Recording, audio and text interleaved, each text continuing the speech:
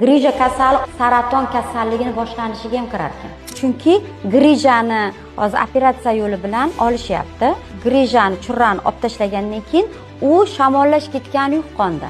Yana o'sib chiqyapti o'sha grija. Demak, o'sha holatda yana o'sha og'riq, nerv tomirlarida churra qisyapti, odam yurishga qiynalyapti. Shuning uchun ham bu o'simta, bu churrani ketqizish yo'lini topish kerak. Bu to'g'ri ovqatlanishga bog'liq. Bizning mahsulotimizga kelsak, Nervedin talqoni mana shu birinchi navbatda organizmni tozalab, kerakli kalsiy bilan to'yintirar ekan, o'sha mahsulotimiz tozalar ekan, qarang, umurtqani. Sut bilan Nervedin talqonini 2 mahal ichasiz.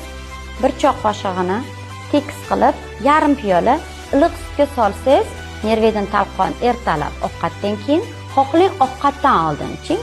Demak, mahsulotimiz 1 oyga yetadi. Mahsulotimiz bir flakonimiz 1 oylik kurs.